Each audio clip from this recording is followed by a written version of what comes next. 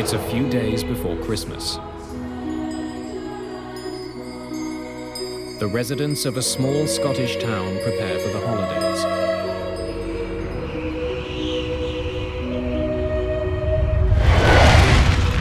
Danger is fast approaching.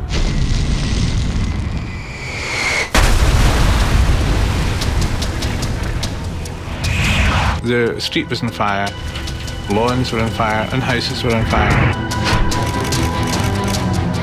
I had never seen anything like that. Christmas is just going to be remembered for all the wrong reasons. A devastating plane crash shatters a village and captures the attention of the world. It was one of the most significant terrorist attacks in history. The mystery is finally cracked by a piece of debris smaller than a fingertip.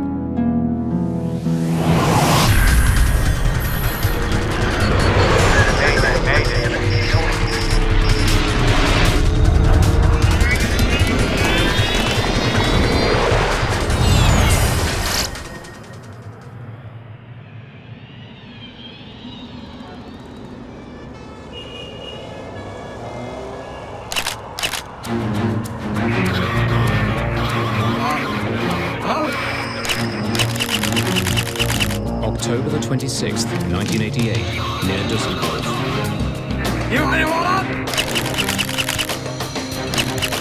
For weeks, German police have been following a group of suspected terrorists around the ancient town of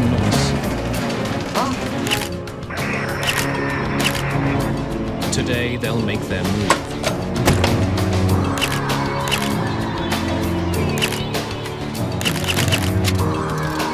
Jetzt! BK! BK!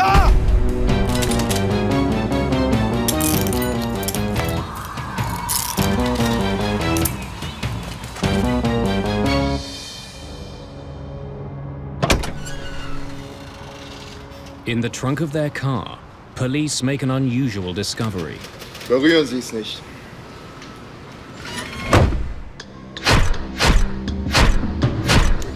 Police raid apartments used by the two men. They find a number of blank passports and a small arsenal of weapons. When police closely examine the radio recovered from their car, they find it's wired with explosives. Those devices used a combination of an improvised barometric device and a timer, a short delay timer. All these devices were, in fact, supposed to go onto an aircraft. A barometric timer is set off by changes in altitude. It's triggered when it reaches a certain height. Since that guarantees a plane will be in the air when the bomb goes off, it's a favorite device for those targeting passenger jets. The two men arrested in Germany work for a well-known terrorist organization, the Popular Front for the Liberation of Palestine. Leader of the PFLP-GC, Ahmed Jibril, made a speech in Libya in 1986, and one of the things he said was that until there's peace in the Middle East, there would be no safety for anyone traveling on an American or an Israeli airliner. Hafez Dalkamouni is shipping weapons to Syria and Lebanon. Marwan Krishat is a notorious bomb maker, responsible for bringing down at least one passenger jet. It's just a couple of months until the busy Christmas travel season. With the two men under arrest, German police have made commercial aviation a little safer.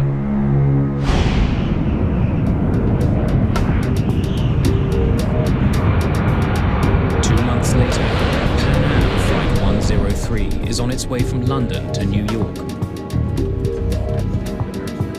The jet has just taken off from Heathrow Airport. There are 259 people on board. Most of the passengers are American. Charles McKee actually works for the US government. Khalid Jafar lives in Detroit and is returning home from a trip to Lebanon and Germany. The first part of the trip to the United States takes the plane northwest up over Scotland. The so-called Daventry departure is one of 6 preset routes that jets follow on their way out of Heathrow. Lockerbie is one of several small towns the plane will pass over. Tucked away in the Scottish lowlands, residents are barely aware that they live below a busy aerial highway.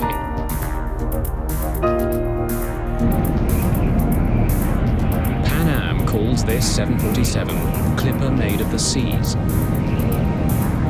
As it levels off at 31,000 feet, the crew gets in touch with air traffic control. Good evening, Scottish. Clipper 103, we are level at 310.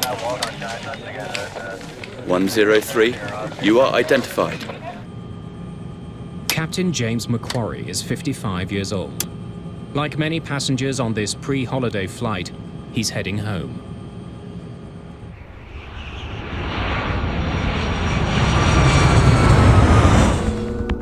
Five miles below, the people of Lockerbie prepare for Christmas.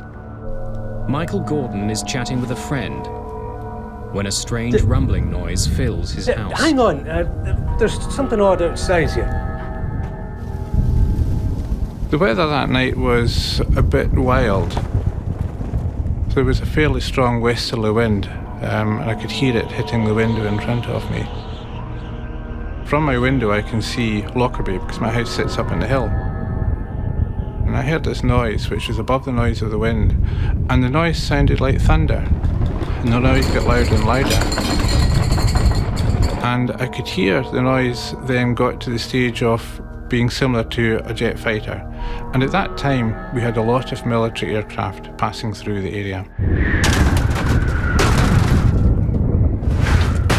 However, I saw dark objects, dark things falling from the sky. Against the lights of Lockerbie, I could see these black objects coming down. And then, from my right, quite high on my right, I could see a long, thin, black object which had a fire on the upper surface coming in. And it was making its way towards Lockerbie.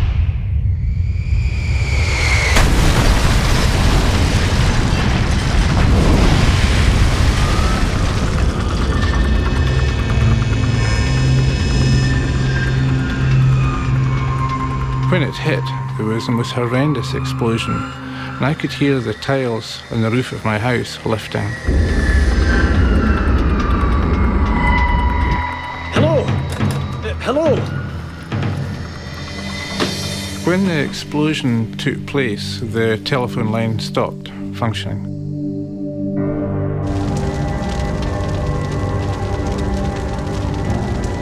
Lockerbie is burning. Enormous flames reach into the night sky.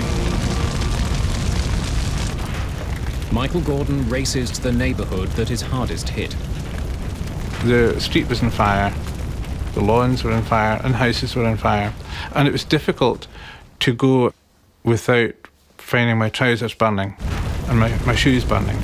You had to jump about quite a bit because everything was on fire. But I remember at that point finding an airline ticket, and it was perfectly intact.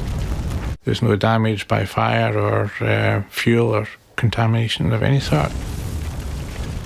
And the airline ticket said London Heathrow to JFK.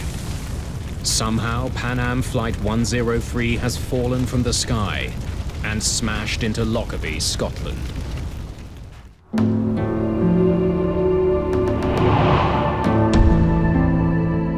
In the daylight, the full horror of the crash of Pan Am Flight 103 is obvious. Several houses on the ground have simply vanished, vaporized when the plane smashed into them. An enormous crater is torn through the southern edge of the town. 1,500 tons of rock and earth have been blasted out of the ground. 11 people from Lockerbie are dead, along with all 259 people who were on board. As far as I know, I've lost my brother-in-law, my sister-in-law, and their house is just a 30-foot crater. In the ruins of their homes, they search for the bodies of the aircraft's passengers. Such a catastrophe, so sudden, so great a shock for a quiet town. It looked like a scene out of hell. This whole road was ablaze. Didn't know what it was, and then we rushed outside and just all this debris coming down. Air crash investigators have arrived in Lockerbie within hours of the crash. Mick Charles is the lead inspector for the British Air Accidents Investigation Branch, the AAIB.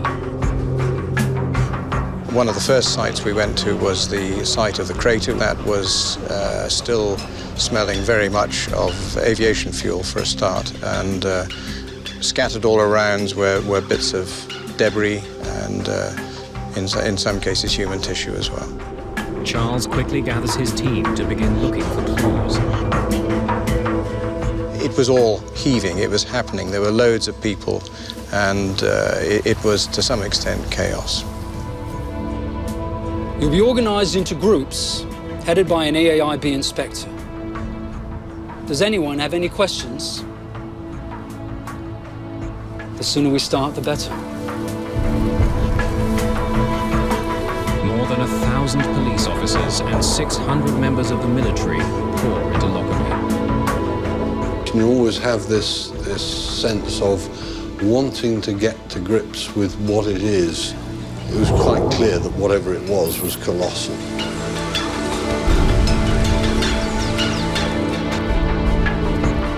Any debris that's found is put into clear plastic bags and left to be collected later. Dark bags are used to store human remains.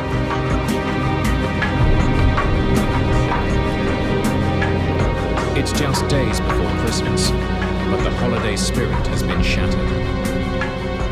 At the start of the investigation, what we were doing was finding out which bits of the aeroplane were where, actually finding all the aeroplane. The sheer scale of the disaster is difficult to comprehend. Chris, the RAF have offered us a helicopter. Can we use it? Absolutely. It's the With quickest so way to much see what's wreckage what. being found, All right, I'll get investigators need to get a bird's I'm eye afraid view this is all we and can offer you locate at the the moment. largest fields of debris.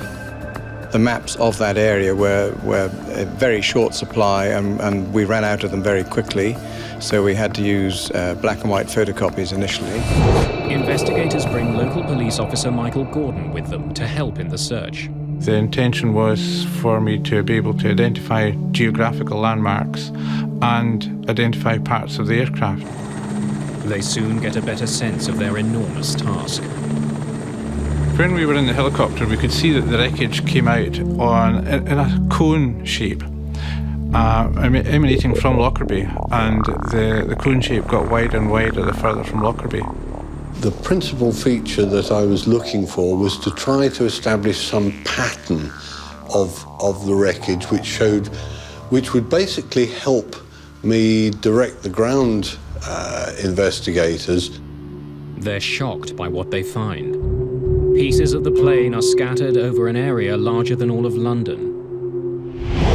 More than 2,000 square kilometers. It quickly becomes clear that Pan Am 103 was coming apart long before it hit the ground. Normally, you're seeing a fairly contained accident site. In Lockerbie, it was nothing like that, because initially the police had identified half a dozen discrete sites. A 747 is made up of more than 6 million parts. In the mangled remains of the jet, investigators need to find the one that will tell them what happened. The plane's cockpit is eerie proof that Pan Am Flight 103 broke apart in mid-air. Severed from the rest of the plane, it's 4 kilometers east of the city. When looking at the cockpit, I was looking at the roof of it, and the windows were intact.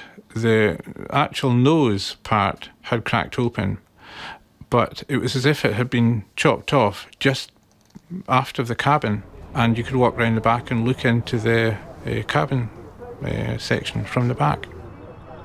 Inside the cockpit, investigators note the positions of various switches and controls. They find the autopilot is on and the oxygen masks are still stowed. This is a fairly standard procedure which we would do in any such investigation. The end result was that there was nothing at all untoward found in the cockpit. Everything was consistent with cruising flight. Soon, investigators discover why the damage to Lockerbie was so devastating. The main wreckage which fell on the town of Lockerbie was the wing, which is basically both the left and right wing, complete with a structure in the middle. Investigators estimate that the plane was loaded down with 90,000 kilograms of fuel.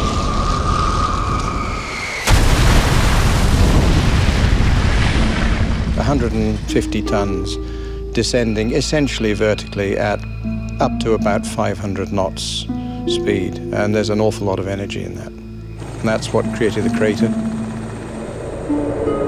To find the cause of the crash, however, investigators will have to look elsewhere. They need to examine wreckage found south of Lockerbie. These pieces would have come off at the beginning of the disaster. While the painstaking work of collecting evidence continues, investigators comb through maintenance records. Those records raise concerns with the plane's age. Clipper Made of the Seas was the 15th 747 ever built by Boeing. This was one of the older Boeing 747s. It was built in 1970, so it was 18 years old and had got something like 75,000 flying hours. Perhaps some critical part of the plane had given way to over Lockerbie. The two obvious possibilities were that it was a straightforward structural failure, or it was possibly the result of sabotage. McCharles, Tom Thurman, FBI. Good to meet you, Tom. I was expecting you.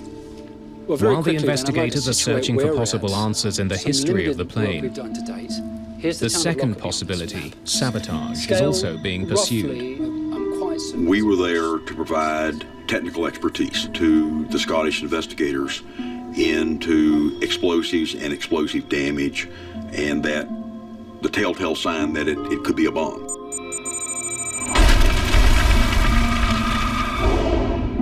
Just 3.5 years before Lockerbie, a bomb had brought down an Air India jet just off the Irish coast. In that case, the plane and vital clues sunk deep to the bottom of the sea. But the wreckage of the Pan Am flight litters the Scottish lowlands. If it was a bomb, there's a chance that important evidence can be found. What kind of logistical effort is it going to take to find everything, and I mean everything, and bring it back to a location to be able to look at it and come to some conclusion? With the fragments that we found on the ground, we were picking those up. We were looking for blast damage on these pieces of metal. But until we found something that said it was a bomb, physical evidence, it was an accident. We were very mindful of the fact that there was plenty of reports in the media about it being a terrorist act. It's a question of what evidence you find and which direction to take the investigation.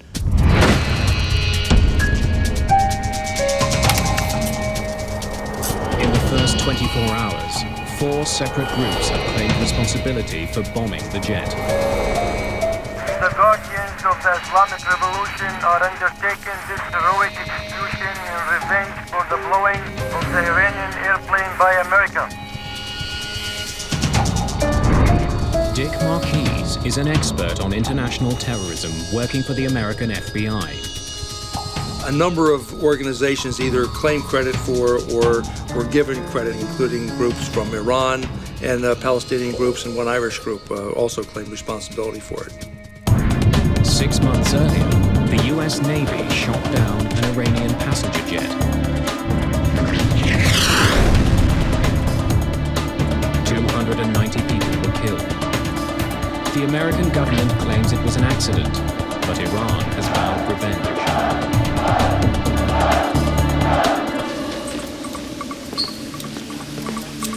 Other threats had been made in the weeks before the crash. The American embassy in Helsinki received an anonymous warning that a bomb would soon be put on a Pan Am flight leaving from Frankfurt. Officials eventually discounted the threat, but a notice was posted in American embassies. Many of the passengers who boarded Flight 103 had come from Frankfurt on a connecting flight. Right, excellent work, everyone. Then, Good on day. Christmas Eve, Reconvene just tomorrow 3 morning, days after the 06 crash of the hours. plane, the investigation gets an enormous break. Everyone clear on what they need to do this evening? Terrific. Tom, can I see you? Absolutely.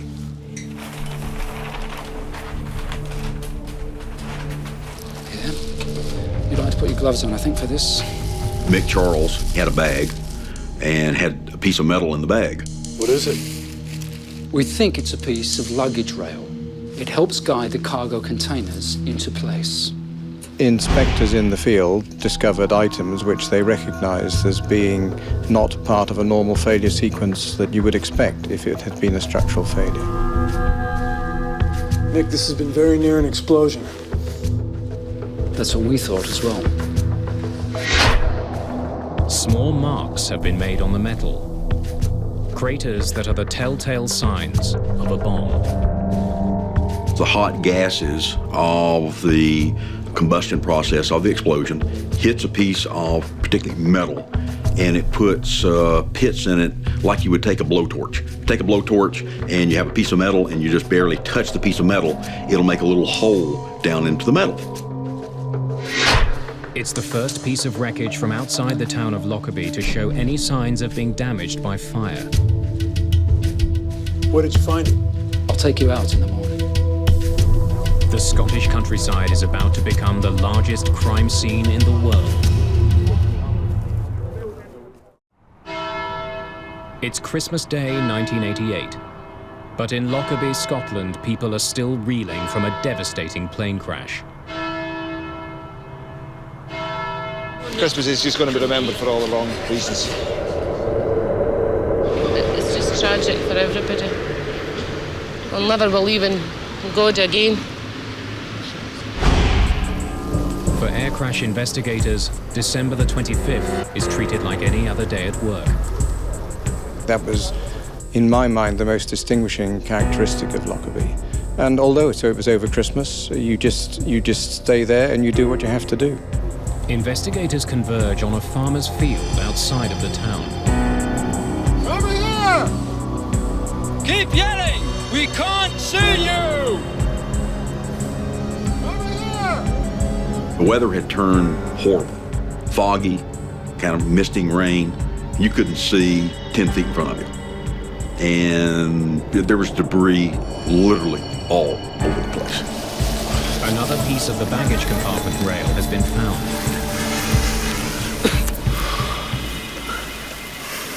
That looks like the piece that you showed me last night.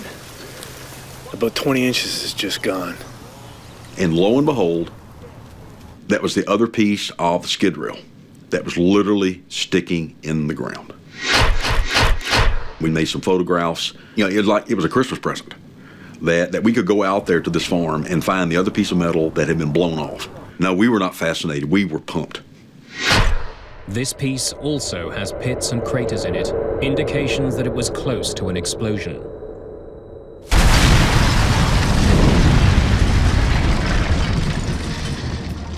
The pieces of wreckage are part of the southern debris field, and near the beginning of it. The placement suggests they were some of the first parts to break off the plane. We were very suspicious that it was a bomb which had caused this destruction. But we were not prepared to say anything until we'd had those details confirmed by the forensic experts. A British forensics lab has made the critical link. Traces of 2 chemicals used to make plastic explosive are found on the debris recovered near Lockerbie. On December the 28th, just 7 days after the crash, investigators have their proof and announce it to the world. It has been established that 2 parts of the metal luggage pallet's framework show conclusive evidence of a detonating high explosive. The crash of Pan Am Flight 103 is now officially a crime. Our mandate with regard to Lockerbie was find out who did it and prove it.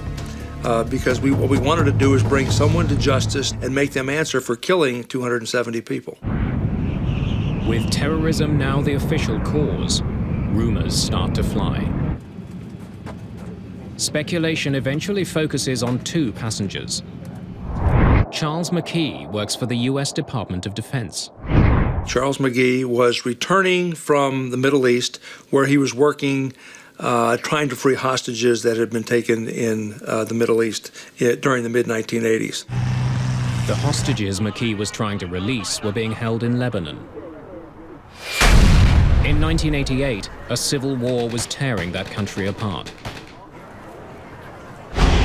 Americans were seen as useful bargaining chips. There was speculation in the media that Charles McKee may have been targeted by terrorists because of the work he was doing. McKee isn't the only passenger who captures the attention of the media.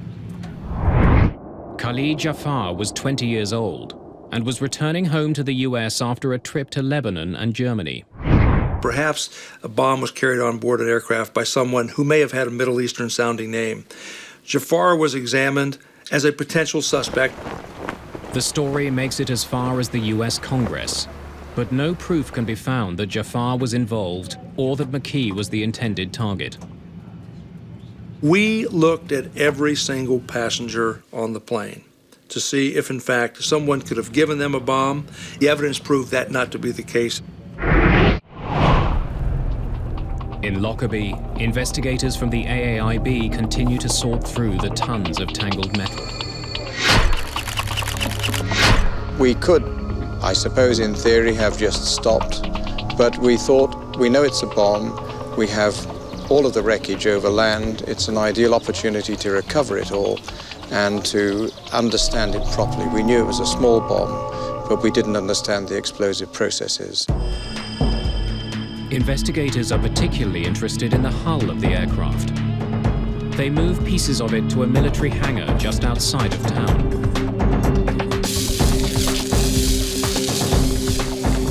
It was a 5-acre shed which was long enough that we could plan to lay the fuselage out, opened up like a clamshell, using the bottom center line of the aircraft as our sort of core line. The fuselage of an airplane is bolted to a series of frames, and each frame is numbered based on how far it is from the front of the aircraft. Before we laid out the wreckage two-dimensionally, we put lines and tapes on the floor to give us a grid, and this grid related to the geometry of the aeroplane. They begin to reassemble it like an enormous jigsaw puzzle. A lot of the structure bears characteristic shapes that you can say immediately, this looks like a door frame. A lot of stuff, it has unique part numbers which can help you identify small and fairly what you would call unidentifiable bits. As the work continues, more pieces of the plane are found that show telltale blast damage. Right, the location is 817204. When they gather the pieces that are near the front of the plane, investigators make a chilling discovery. This is where the bomb had started ripping the plane apart. It became apparent that there was an area of the aircraft in which the damage was really quite different from the rest. The fuselage in this section isn't torn, but blasted to pieces. The fuselage structure in the area of the explosion was blackened and sooted. The fractures were very rapid and jagged, unlike normal tearing fractures of skin. Frame 700 runs right round here. And between Not only do investigators now know it was a bomb, they know where it blasted through the fuselage of the plane. Just outside of the forward luggage compartment. Peter Clayton is responsible for reassembling the cargo containers that were directly behind the shatter zone. The main goal I had was to identify the baggage container that contained the device. We had maybe 20 baggage containers of a similar construction. So it's like having 20 jigsaw puzzles all mixed up. The investigators concentrate on the cargo containers that were found in the southern debris field, wreckage that was ejected shortly after the explosion.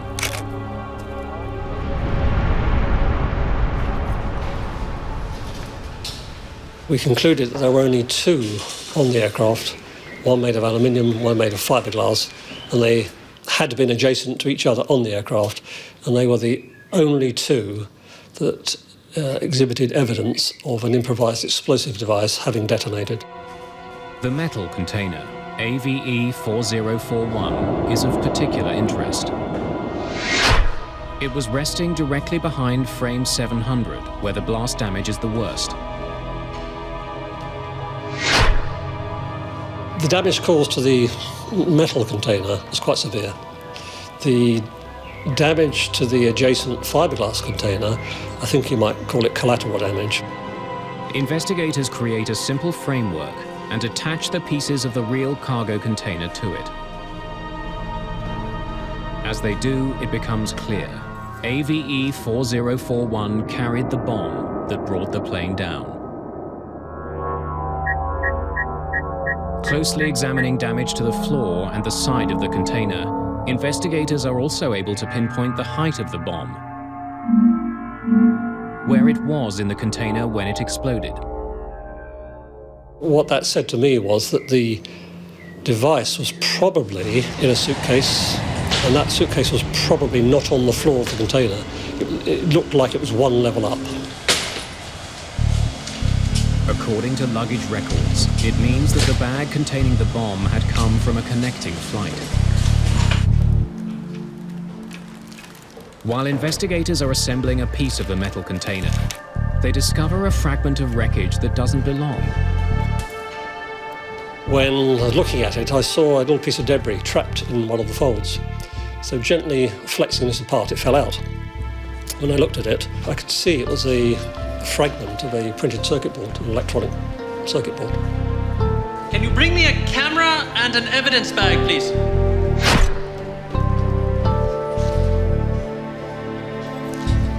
Let's get this to the lab. I didn't know whether it was a bomb part of the airplane really or what. It could have been somebody's shaver, for all I know. Eventually, forensic experts in Britain determined that the circuit board was a piece of a specific brand of radio. News of the discovery makes its way to Washington. It reaches Tom Thurman, who's returned to his office there. And lo and behold, an identification was made into a Toshiba SF-16 radio. And ironically enough, the name on the side of that radio, just as a brand name, I guess, was called a bomb beat radio. The radio cassette player had hidden the bomb. It's very similar to the one that was recovered by German police when they cracked the Palestinian terrorist cell 2 months before the bombing. Had German police somehow missed something? Had a bomb made here been used on the Pan Am flight?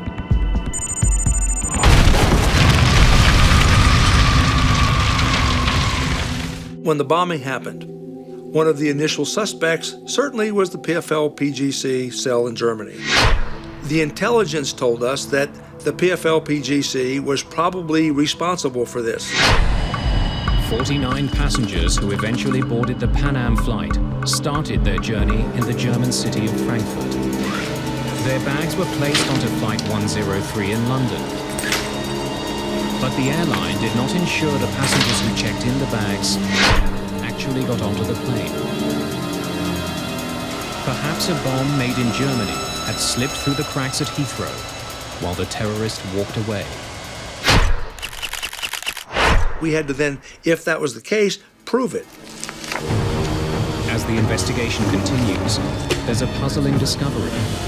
While made by the same company, the cassette player used in the Lockerbie bombing is slightly different from the one that was seized in Germany. Both were contained into Sheba radios, but one was a one-speaker model, and the one that blew up the Lockerbie plane was a two-speaker, more updated model radio.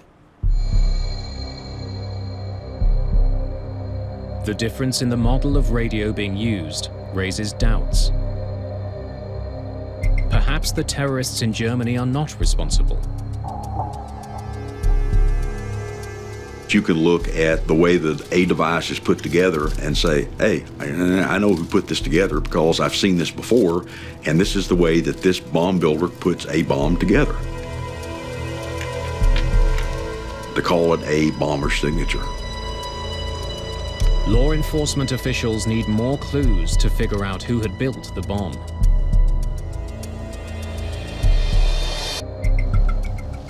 Perhaps the suitcase it was packed in can provide those clues.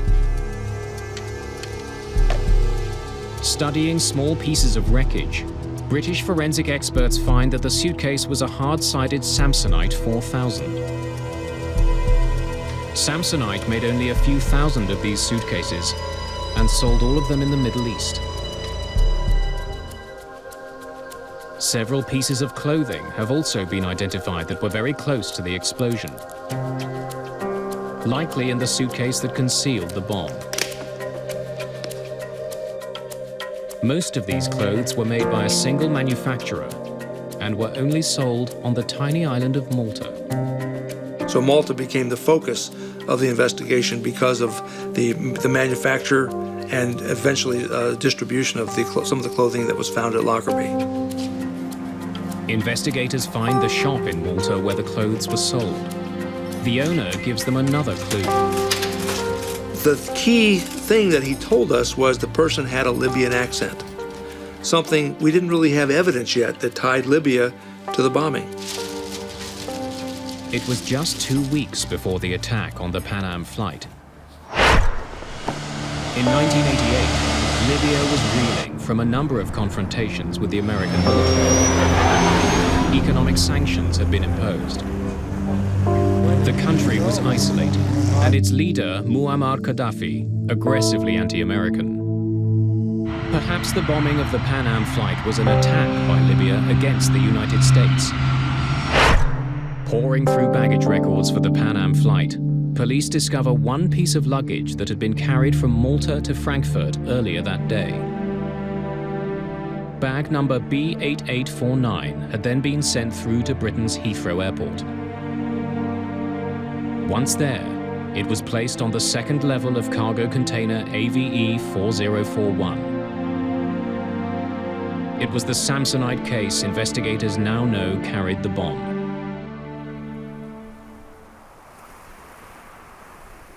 More than a year after the crash, a new discovery in Lockerbie helped simplify the confusing series of clues. Forensic experts discover another circuit board from among the clothes that came from Malta.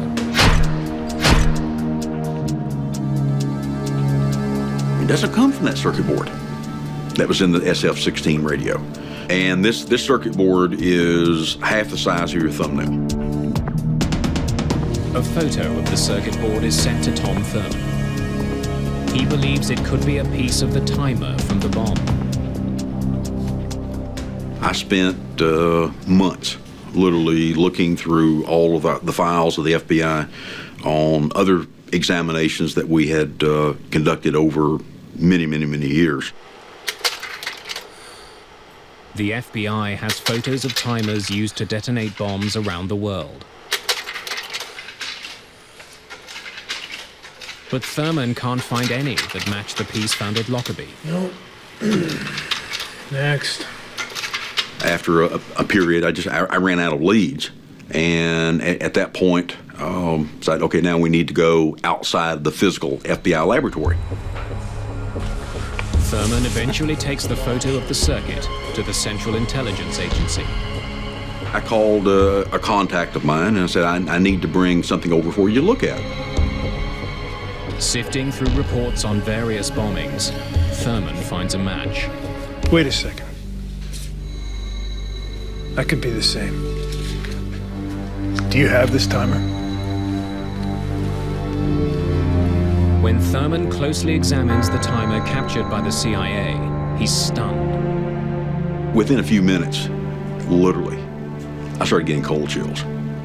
And right now, as I talk about it, cold chills start on me because I can still see that moment so vividly in my mind that I'm looking at circuit track that's just like what I'm seeing in the photograph. This is what we're looking for. The timer the CIA has was seized in Africa a few years earlier. 2 Libyan men were trying to get it and several pounds of explosives past airport security. It's identical to the timer used to bring down Flight 103. And wouldn't be set off by changes in pressure like the barometric switch discovered in Germany. This device was set to go off at a certain time, not at a given altitude. This is the timer. This is a long delay timer that brought down that aircraft. But now we want to know, okay, where'd this come from? The Lockerbie bomb used a different timer and a different radio than the bomb found in Germany. Someone else was behind the destruction of the jet. This was not made in somebody's home laboratory. This was a extremely professionally made timer. While the criminal investigation becomes murkier, the accident investigation is becoming increasingly clear. The investigation eventually moves from Scotland to Farnborough, England. Well known for its aeronautics industry, the town is home to the AAIB. Several months after the crash of Pan Am Flight 103, investigators launch a massive endeavor. They begin to rebuild a 20 meters section of the fuselage from the ruined jet. They hope that it would give them information their two-dimensional reconstruction couldn't.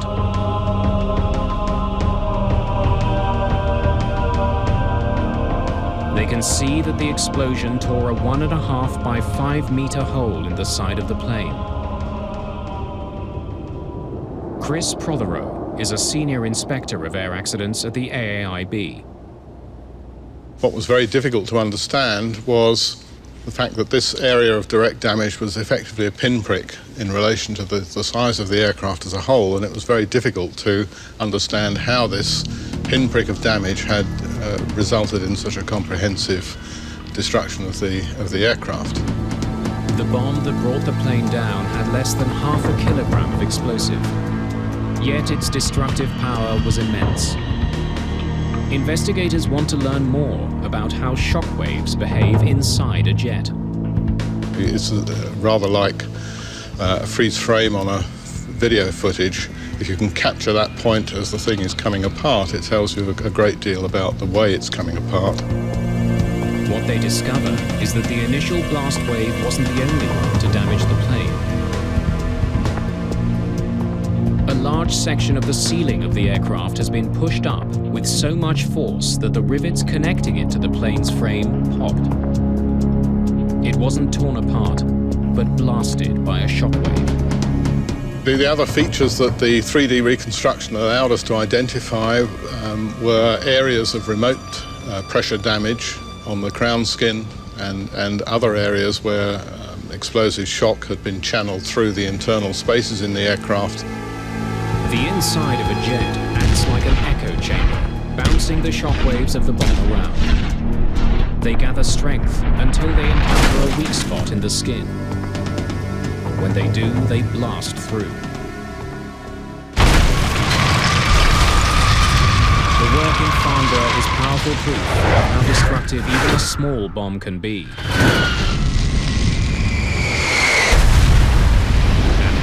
It is to track the bombers down.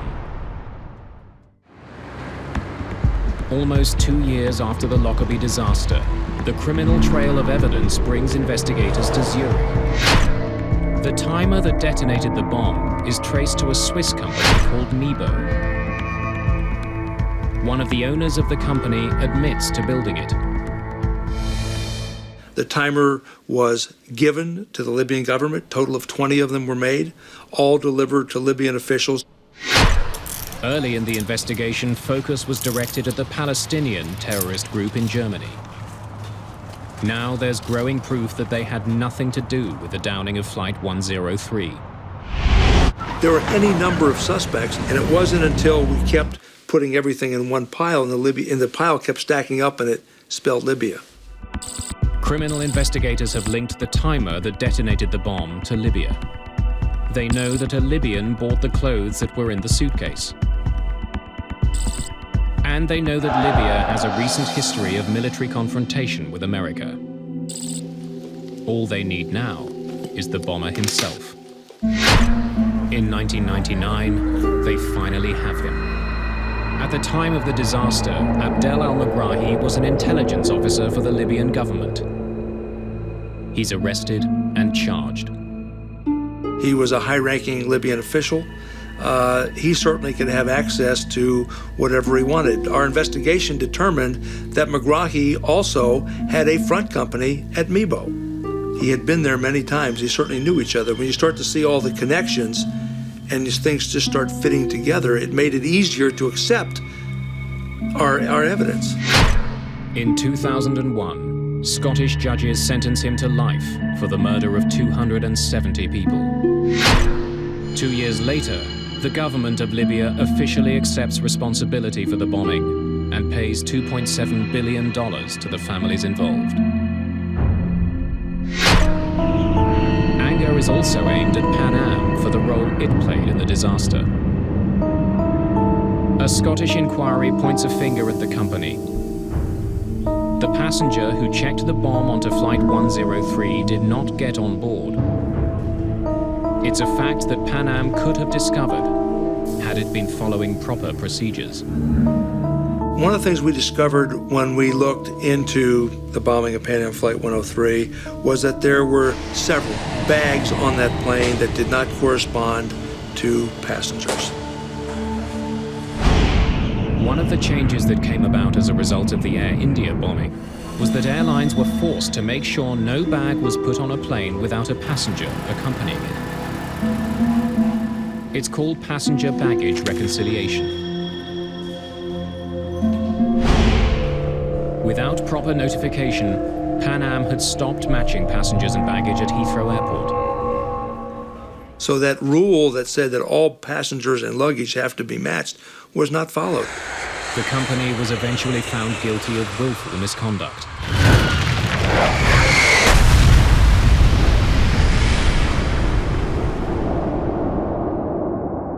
After the crash and the court ruling, Pan Am declared bankruptcy.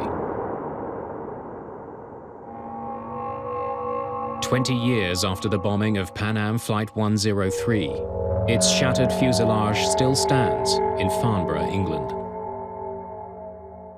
Those pieces may soon be used to train investigators here and around the world. A critical aid in case terrorists strike again.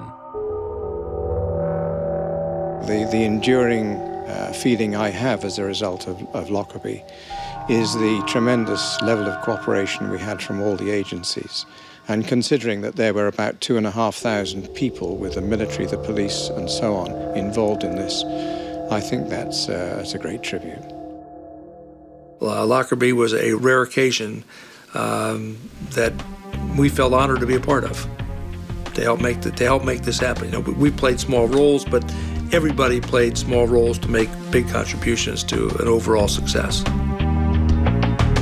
In the town of Lockerbie, there's little evidence today of the horror that exploded from the sky 20 years ago. In a small church, near where the dying plane's cockpit landed, is a stark reminder of the toll of terror and the importance of bringing the guilty to justice.